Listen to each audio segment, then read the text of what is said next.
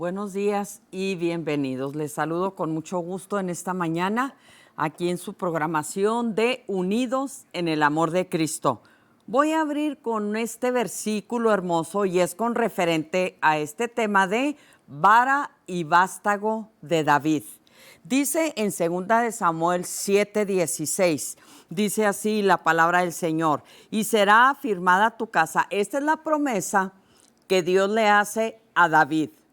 Dice, y será afirmada tu casa y tu reino para siempre delante de tu rostro, y tu trono será estable eternamente. Voy a leer el 17 que dice, conforme a todas estas palabras y conforme a toda esta visión, así habló Natán a David. Pero claro que si leemos más abajito, ahí vamos a ver que también cuando David entrega el reinado a su hijo Salomón, él le dice, David le da el consejo de andar en los caminos del Señor. Y el Señor les amonesta, nos amonesta también a nosotros a que perseveremos y que andemos en sus caminos. Y sabemos que pues Salomón a su edad de vejez, él se apartó de las cosas del Señor, como dice en Primera de Reyes capítulo 11. Pero con esta promesa de vara y vástago de David, que es lo que voy a estar compartiendo acerca de lo que Dios le habló a David, acerca de su promesa y cómo Dios va a cumplir esa promesa. Por ejemplo, miren, aquí en Isaías, voy a leer solamente del 1 al 4, porque estos versículos nos hablan preciosamente acerca de lo que viene y de lo que está próximo a suceder, que es el reinado de Jesucristo. Pero claro, sabemos que también el mundo tiene que pasar primeramente por la gran tribulación. En 11, del 1 al 4, por eso, fíjense, dice Apocalipsis 22:17, dice, y el espíritu y la esposa dicen, ven. Así debemos la iglesia de Jesucristo, debemos estar aclamando por la venida del Señor, o sea, el levantamiento de la iglesia, porque sabemos todas las injusticias, todo lo que ha padecido la nación de Israel, y ya nosotros queremos ver la mano de Dios en justicia y defensa de la nación de Israel. Aquí en 11:4 de Isaías 11, capítulo 11, versículos 1 al 4, dice, saldrá una vara del tronco de Isaí, y un vástago retoñará de sus raíces, y reposará sobre él el espíritu de Jehová. Primeramente, qué hermoso va a ser ese reinado.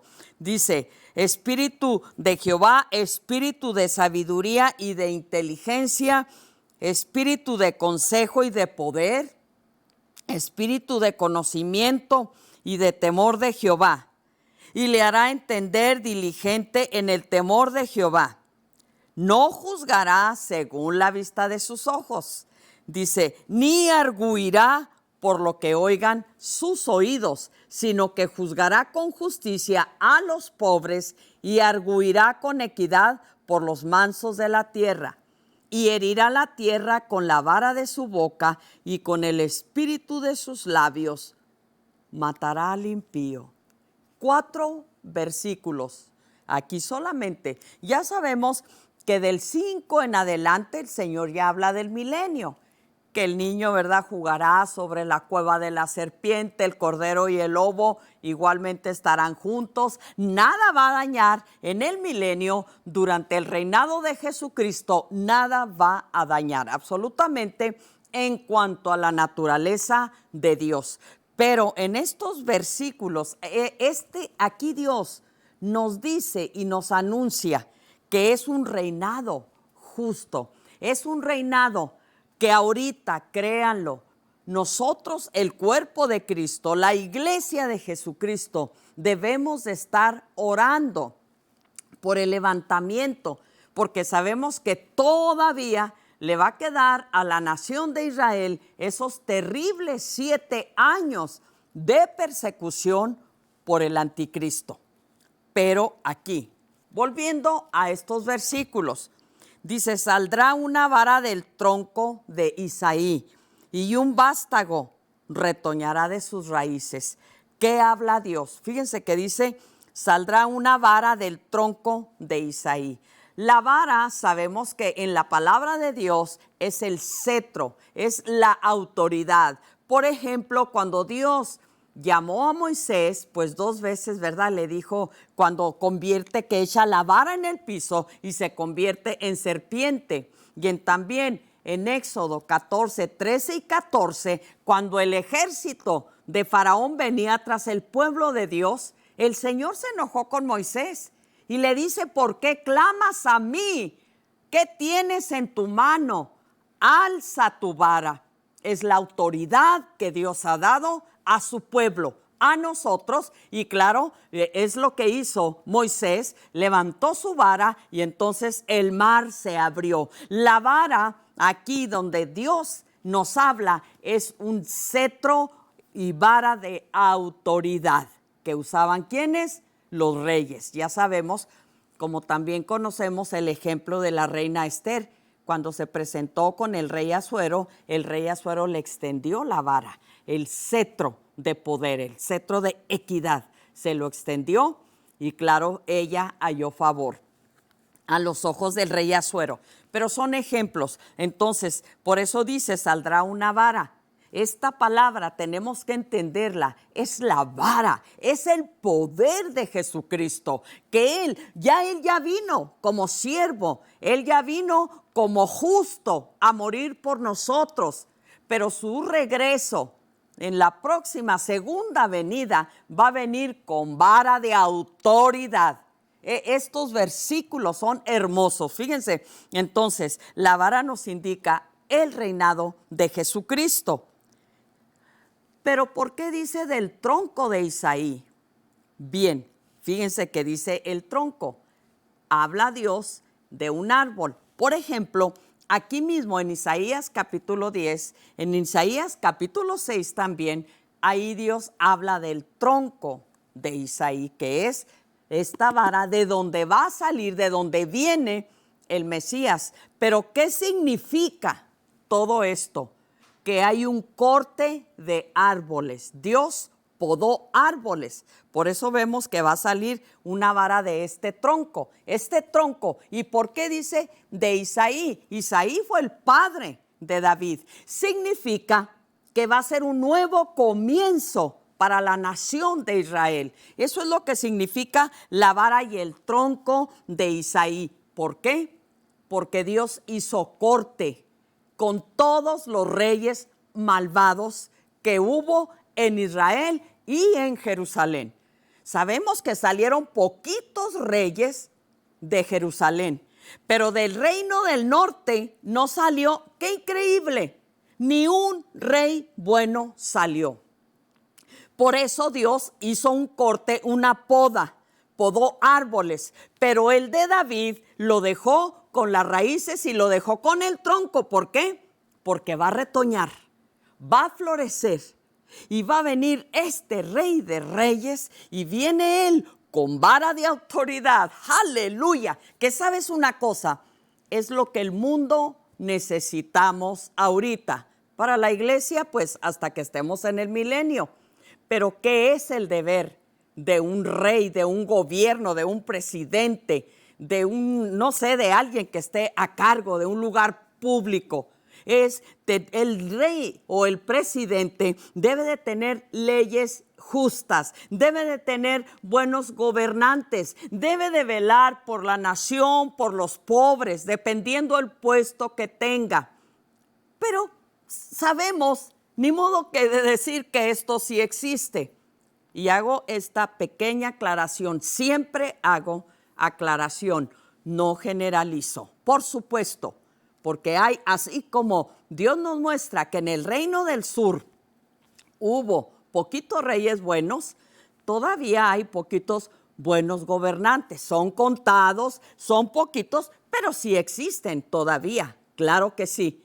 Y nosotros como pueblo de Dios debemos estar orando por buenos gobernantes. Debemos de estar orando especialmente en estas votaciones que vienen. La iglesia, el pueblo de Dios, debemos de estar cuidando nuestros derechos, de ver a quién vamos a elegir por presidente de nuestra nación, porque yo sé en mi espíritu que Dios le quiere dar otra oportunidad a esta nación, porque esta nación ciertamente los tiempos son muy malos y esta nación sabemos cómo está de pique, pero por eso la iglesia debemos de orar. Y de orar por nuestros gobernantes, orar por la nación de Israel, orar para que unirnos con el Espíritu, como dice ahí en Apocalipsis 22, y decir, el Espíritu y la iglesia dicen, ven Señor, aclamar a Dios. Entonces, aquí Dios dejó siempre, fíjate qué bueno, qué lindo es Dios, porque siempre Dios tiene algo bueno preparado para nosotros. Por ejemplo, fíjense, el reino del norte, las 10 tribus, duró solamente 209 años en existencia. El reino del sur, Judá, duró 344 años aproximadamente. Son aproximaciones que duró. ¿Por qué duró un poquito más? Porque ellos tuvo ciertos reyes buenos. No solo fue David, el rey Asa, el rey Josías, el rey Ezequías, y bueno, son contaditos, pero sí hubo ciertos reyes buenos. Y especialmente pues sabemos lo que nuestro hermoso hermano, el rey Josías, todo lo que hizo por la nación de Israel, como él hubo un gran avivamiento ahí en la nación cuando él entró como rey. Es lo que necesitamos ahorita. Pero bien, ahora, entonces, este vástago va a retoñar, es obviamente, de sus raíces. O sea que desde abajo, ¿qué está hablando Dios? Está hablando de nuestro Rey Jesucristo. Pero mira la actitud y el carácter de nuestro Rey. Dice, dice que va a reposar sobre nuestro Rey, digo nuestro porque de la iglesia verdadera desde ahorita es nuestro Rey y vive en nuestro corazón, aleluya, y le amamos con todo el corazón.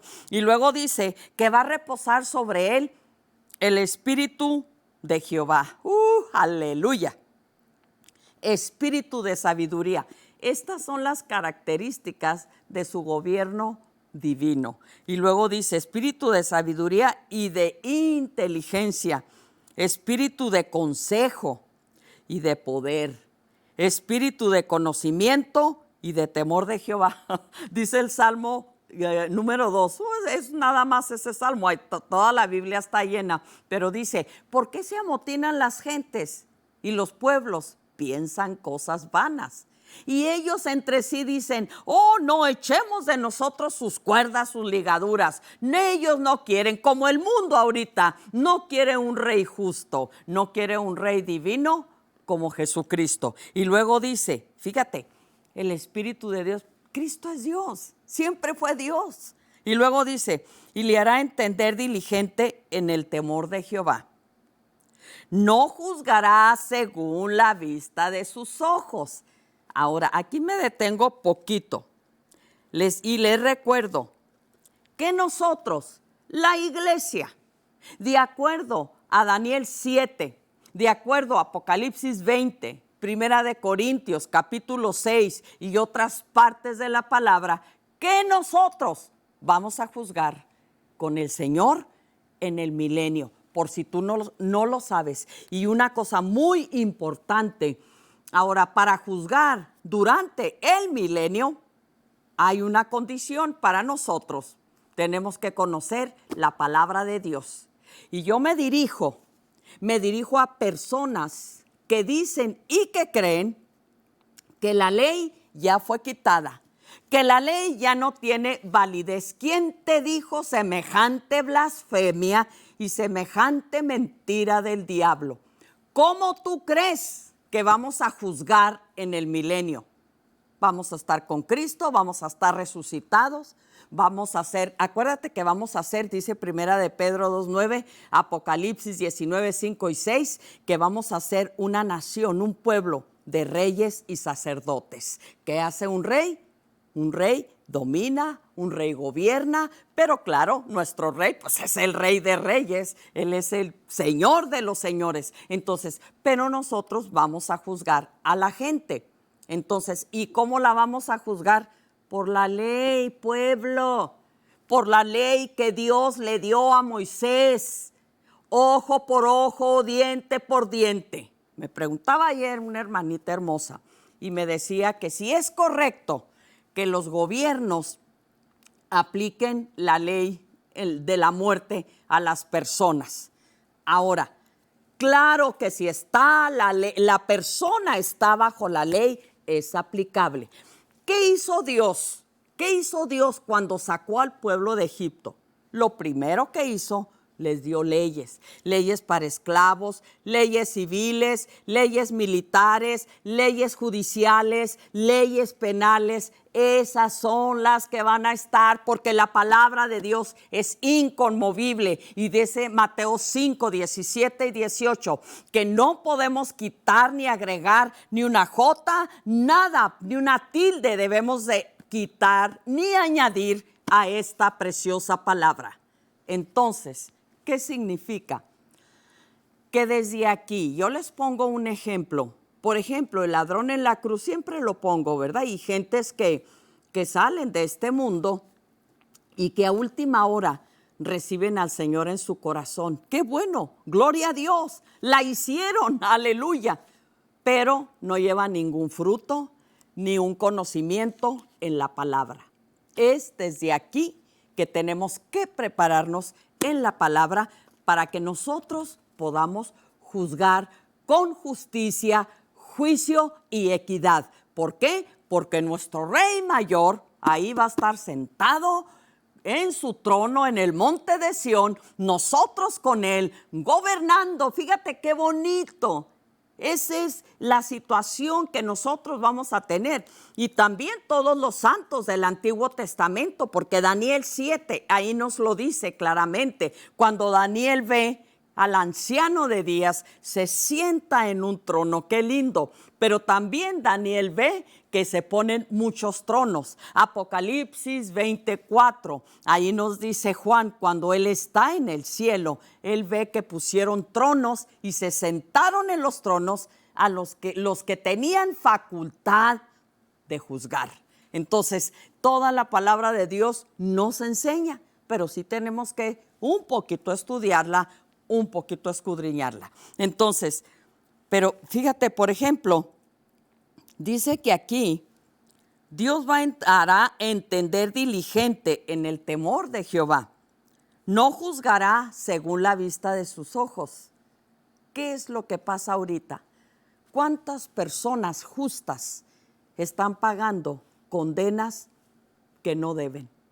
¿Cuántas personas? Y te digo algo, mi esposo, él es un ministro en la cárcel federal y conoce muchos casos. ¿Y qué hacemos? Nos indignamos, no nos gusta esta situación. Pero este gobierno divino y futuro que viene, él va a juzgar no según la vista de sus ojos, porque sabemos que ahorita todo está torcido. Abogados, jueces, todo se vende por dinero. No todos, vuelvo a hacer la aclaración, no todos, porque pues sabemos que hay gente honesta y sobre todo temerosa de Dios. Entonces no es la regla general, pero sí en su mayoría. ¿Sabes qué hacen los tremendos abogados? Y no me vas a decir que no. Agarran el dinero y luego ya después ni contestan las llamadas y las pobres personas en angustia, en desesperación por sus familias, y puedo darles muchos casos, pero aquí en este gobierno Dios no va a juzgar, Cristo, que es Dios, por la vista de sus ojos, claro que no. Ahora, dice, ni arguirá por lo que oigan sus oídos. Mira, esta palabra, te voy a dar un poquito de lo que significa arguir. Arguir sabemos que es un argumento, es una pelea, una discusión, etcétera, pero tiene más significados y el que yo se los voy a dar es en nuestro idioma regular, porque en el hebreo añade más cosas, pero aquí arguirá, dice que no pondrá. Dios, Cristo, no va a poner falsos argumentos contra algo o contra alguien. Tampoco va a dejar impune al culpable. Ojo por ojo, es lo que estoy hablando, es lo que Dios nos muestra en su palabra. Hará justicia. Él va a aplicar un justo juicio a todo el culpable, especialmente a los pobres. Les va a hacer justicia nuestro Señor, porque como son pobres materialmente, no tienen dinero para pagarles, para que se les dé lo que muchas veces los abogados piden, que sabemos que son sumas extremadamente altas. Cuánta gente empeña sus casas, sus carros, sus negocios, lo que sea, los hipotecan para poder liberar a alguien que es inocente. Es terrible los tiempos que estamos viviendo. Por eso yo les digo, la iglesia tenemos que estar orando con el Espíritu. Ahí, Apocalipsis 22, 17, y el Espíritu y la iglesia dicen ven. Fíjense todo lo que nos hablan estos 4 versículos, nada más, porque también aquí vemos en el versículo, él no va a arguir, él no hará argumentos, él va a juzgar conforme a la justicia divina. Dice, él va a juzgar a los pobres y a los mansos de la tierra. Esta es la parte que me encanta antes de orar. Y herirá la tierra con la vara de su boca. Y con el espíritu de sus labios matará al impío. ¡Aleluya! ¡Aleluya! Apocalipsis 19, 15 dice que con el poder, con el espíritu de sus labios, segunda de Tesalonicenses, lo mismo dice Pablo. ¿Sabes qué? Porque mi rey nada más va a dar la palabra y todo se va a hacer. Y yo quiero dirigirme a personas que han dicho que si viene en una moto el Señor y que bombas nucleares, ¡qué ignorancia! Ese espíritu, mi Dios. Y por eso Dios lo va a acabar con el espíritu de su boca. ¿Cuánto nos habla solamente en 4 versículos? Bueno, voy a entrar aquí a las peticiones y claro que voy a estar orando por ellas, pero acuérdense que también estamos orando también por mi nación, la nación de Israel. Ok, aquí dice Kent y luego dice síntomas de tumor.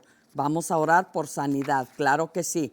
Y luego Alejandro por justicia, finanzas y justicia, claro que sí. Es lo que vamos a pedir, justicia. Y luego Carlos y Brenda, restauración en su matrimonio. ¿Cómo necesitan los matrimonios ser restaurados? Carolina, Cristina, el Señor restituya su pensión. Insiste mi hermana, no se lo dejes al ladrón tu pensión. Raquel, salvación y protección. Y luego Hilda, inspección de su casa, su hija, sus nietos, que regresen al paso. Claro que sí, Raquel, salvación y protección. Vamos a estar orando, vamos a unirnos. Crean lo que el propósito de este tiempo es unirnos en un espíritu, mover la mano de Dios. ¿Por qué? Porque la iglesia tenemos ese poder. Padre, gracias en esta mañana, Señor. Yo oro por todas estas peticiones, mi Dios. Yo levanto cada una de ellas en el nombre de Jesús. Haz justicia, Señor. Trae sanidad donde tengas que traerla, Señor. Restituye, Señor, esas pensiones, papeles de cárcel, de todo, Señor, lo que en estos papeles se encuentran. En el nombre de Jesús. Y también te pido, mi Dios, por mi nación de Israel. Te pido porque ahí, Señor, vamos a reinar contigo, mi Rey, en el monte de Sión. Levanta, Señor, el ejército de Jerusalén. Levanta, Israel. Reprendemos ese espíritu de antisemitismo y lo atamos en el nombre de Jesús, porque anhelamos el tronco y el vástago de David. Oh, aleluya, Señor. Bendice, Padre, bendice esa nación y dale sabiduría e inteligencia a ese ejército. Yo te doy gracias y recibo, Señor, tu bendición en esta tarde para estas promesas, en el nombre de Jesús. Amén, amén. Gloria a Dios. Pues sabemos que el Señor es bueno y que para siempre es su misericordia.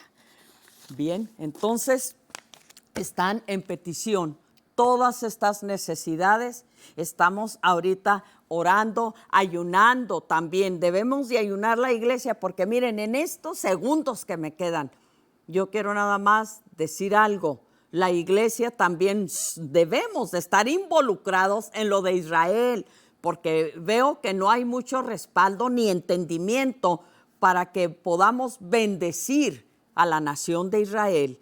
Claro que sí. ¿Qué no sabes tú? Que ahí vamos a morar con el Señor, ahí en el monte de Sión, tú y yo, los verdaderos hijos de Dios. Porque acuérdense que ahorita hay mucha falsificación, pero nosotros esperamos en el Señor y es más, nos unimos a Apocalipsis 22:17, que el Espíritu y la iglesia decimos, ven Señor Jesús. Les amo en Cristo, estaremos en el próximo tiempo de Dios. Bendiciones y cuiden sus vidas espirituales. Amén.